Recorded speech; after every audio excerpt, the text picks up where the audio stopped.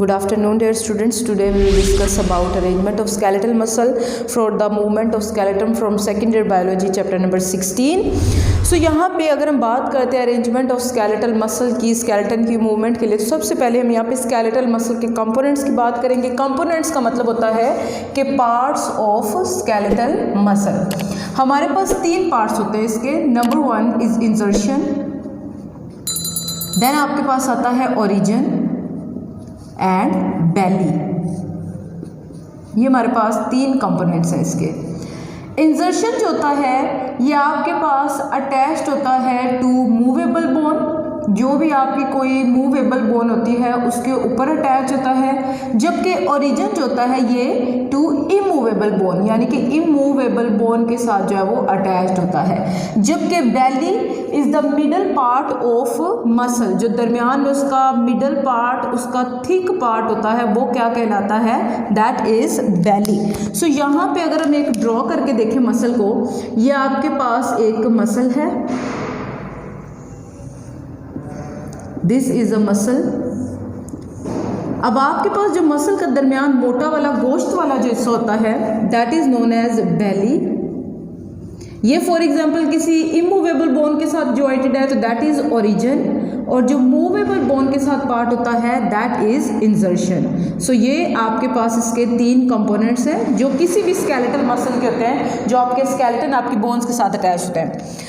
Connective tissues की बात करें तो आपके पास दो टाइप के कनेक्टिव टिश्यूज़ जिनके अंदर प्रेजेंट होते हैं, that is ligament and tendon. अगर हम यहाँ पे बात करते हैं लिगामेंट की, तो लिगामेंट जो होता है join bone to bone. Ligament का काम होता है हड्डी को हड्डी से जोड़ के रखना, जबकि टेंडन का काम होता है ज्वाइन बोन टू मसल। इसने बोन को मसल के साथ ज्वाइन करना होता है। जबकि लिगामेंट का काम होता है, लिगामेंट दो हड्डियों के बीच में होता है, फाइबर्स से होते हैं जो कि इसने जोड़ के रखना होता है दो हड्डियों को। जबकि टेंडन जो है ये हड्डी को मसल के साथ जोड़ता होता है, यानी मसल, आपने देखा होगा गोश्त जो होता है हड्डियों के ऊपर गोश्त बहुत सख्ती से जुड़ा हुआ होता है, सो वो आपके पास थ्रू टेंडन जुड़े हुए होते हैं। यहाँ पे मूवमेंट ऑफ बोन्स की बात करें तो आपके जो स्केलेटल मसल्स होते हैं they are attach to your bones, आपके बोन्स के साथ अटैच होते हैं। अब आपके जब मसल्स कॉन्ट्रैक्ट करते हैं तो इन्होंने बोन्स को लिफ्ट करना है टूवर्ड्स और away from the other bone, या फिर आपके पास टू द अदर मसल। जैसे आपके पास बाइसेप मसल जब कॉन्ट्रैक्ट करता है तो इसने टूवर्ड्स रेडियस और अल्ना को आपके ह्यूमरस के पास कर देना है, और जब आपका ट्राइसेप कॉन्ट्रैक्ट करेगा तो इसने उसको अवे कर देना है, यानी कि उसको फ्लेक्स कर देना है। सो ये आपके पास मूवमेंट ऑफ बोन्स होती है जब आपके स्केलेटल मसल्स जो है ये आपकी बोन के साथ अटैच करें तो तब आपकी मूवमेंट ऑफ बोन्स हो पाती है, आपके स्केलेटन जो है वो मूव कर पाता है। हम यहाँ पे एंटागनिस्टिक मूवमेंट ऑफ मसल को डिस्कस करेंगे। एंटागनिस्टिक का मतलब होता है ऑपोजिट, जो एक दूसरे के मुखालिफ जो है मूवमेंट शो करते हैं, एक दूसरे के ऑपोजिट मूवमेंट शो करते होते हैं। आपकी बॉडी में ऑलमोस्ट 650 मसल्स हैं। ये एमसीक्यूज़ के एतबार से इंपॉर्टेंट है, टॉपिक लॉन्ग क्वेश्चन के तौर पे आता है। 650 मसल्स हैं, और आपके पास जो है मोस्ट ऑफ द मसल्स वो पेयर में मौजूद होते हैं, mostly found in form of pairs. And pair की फॉर्म में जो आपके पास मसल्स होते हैं उनमें जो दोनों मसल्स होते हैं वो एक दूसरे के ऑपोजिट एंटागनिस्टिक काम करते होते हैं। सो यहाँ पे जो हम एग्जाम्पल पढ़ेंगे वो आपके आर्म मसल्स की बात करेंगे, और आर्म मसल्स में आपके पास दो मसल्स आते हैं which are bicep muscles and tricep muscles. Bicep and tricep muscles, आपके बाइसेप एंड ट्राइसेप मसल्स आपके आर्म के मसल्स होते हैं।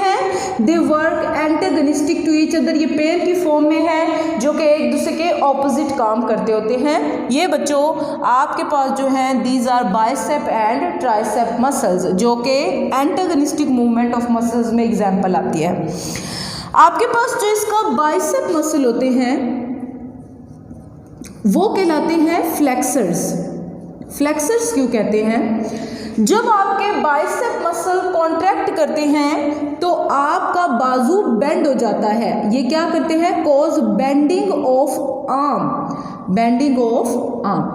When your bicep muscles contract, bicep उसको बाय मीन्स टू, इसकी वैल्यूज 2 होती हैं जिसकी वजह से हम इसको बाइसेप मसल का नाम देते हैं। When our bicep muscles contract, जब हमारा बाइसेप मसल कॉन्ट्रैक्ट करता है तो it cause bending of arm which is also known as flexion, उसको हम क्या नाम देते हैं, फ्लेक्शन का।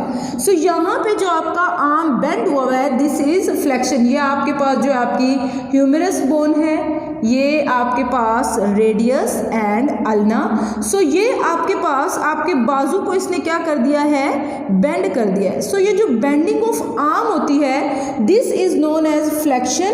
और क्योंकि बाइसेप मसल के कॉन्ट्रैक्ट होने की वजह से आपका जो है ये बाजू फ्लेक्स कर रहा है, बेंड हो रहा है, तो उसको हम नाम देते हैं फ्लेक्सर का, कि ये फ्लेक्सर होता है। अब यहाँ पे आपका ट्राइसेप मसल रिलैक्स्ड फॉर्म में होता है, यहाँ पे सिर्फ बाइसेप कॉन्ट्रैक्टेड होता है। लेकिन जब आपका ट्राइसेप मसल जो है ये कॉन्ट्रैक्ट करे तो इसको हम नाम देते होते हैं एक्सटेंसर का, क्योंकि ये हमारे बाजू को एक्सटेंड करवा रहा है, लंबा करवा रहा है। Process is known as extension. जो आपके स्ट्रेटनिंग ऑफ आर्म्स होती है ये क्या करता है, स्ट्रेटन्स द आर्म। इसने हमारे बाजू को सीधा कर देना होता है। जब इस पोजीशन में होता है तब आपका ट्राइसेप मसल जो होता है ये एक्सटेंड करता है, यानी कॉन्ट्रैक्ट करता है और आपके बाजू को एक्सटेंड करवा देगा। बाजू की ये जो एक्सटेंशन, इसको हम एक्सटेंशन का नाम देते होते हैं। और क्योंकि ट्राइसेप मसल एक्सटेंड करवा रहा है बाजू को, इसीलिए हम उसको नाम देते हैं दैट इज एक्सटेंसर। अब जब आपका बाइसेप मसल कॉन्ट्रैक्ट करता है तो ट्राइसेप रिलैक्स करता है, और जब ट्राइसेप रिलैक्स करता है तो बाइसेप मतलब ट्राइसेप कॉन्ट्रैक्ट करेगा तो बाइसेप रिलैक्स रहेगा। दैट मीन्स दोनों मसल एक दूसरे के ऑपोजिट काम करते हैं। अब जाहिर है एक दूसरे के ऑपोजिट काम कर रहे हैं तो दैट मीन्स ये आपके पास क्या है, एंटागनिस्टिक मूवमेंट ऑफ मसल्स होती है, क्योंकि ये एक दूसरे के ऑपोजिट। अब ये पैर की फॉर्म में आपके पास प्रेजेंट है आपके बाजू के अंदर, और इनकी मूवमेंट एक दूसरे के ऑपोजिट होती है। सो ये बच्चों आपके पास, यस थोड़ा सा यहाँ पे एक पॉइंट रह गया, बाइसेप मसल्स के पार्ट्स की बात करें। बाइसेप मसल्स के फर्दर डिफरेंट जो पार्ट होते हैं, जिसमें एक आपके पास होता है बाइसेप ब्रेकाई, उसको हम बाइसेप ब्रेकाई का नाम देते हैं। एक आपके पास है ब्रेकियालिस एंड एक है ब्रैकीरेडियलिस। सो ये आपके पास इसके 3 कंपोनेंट्स होते हैं। बाइसेप ब्रेकाई की बात करें तो ये हमारे पास होता है inserted in middle of radius, ये रेडियस के दरमियान में इंसर्टेड होता है पॉइंट।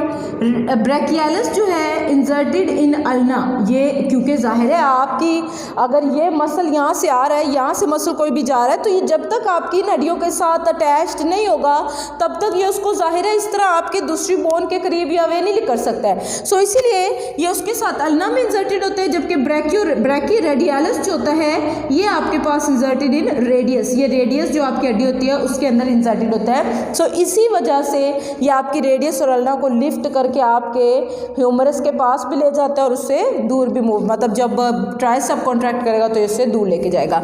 सो ये आपके पास जो है movement arrangement of skeletal muscles है फॉर मूवमेंट ऑफ स्केलेटन। यहाँ पे हमने डिस्कस किया है components of skeleton, then connective tissues and movement of bones को डिस्कस किया, किस तरह आपके स्केलेटल मसल आपकी हड्डी के साथ जुड़कर आपकी मूवमेंट करवाते हैं। एंटागनिस्टिक मूवमेंट में हमने देखा कि 650 मसल्स होते हैं, कुछ उसमें से एक पेयर की फॉर्म में जो एक दूसरे के ऑपोजिट काम करते हैं, और उसमें हमने आपके आर्म्स मसल में बाइसेप एंड ट्राइसेप मसल्स की एग्जांपल देखी है। बाइसेप को फ्लेक्सर कहते हैं क्योंकि बेंड करवाते हैं आर्म्स को, और ट्राइसेप को एक्सटेंसर कहते हैं क्योंकि वो स्ट्रेटन करते हैं आपके आर्म को। सो यहाँ पे आपका ये टॉपिक कंप्लीट हो जाता है। Thank you.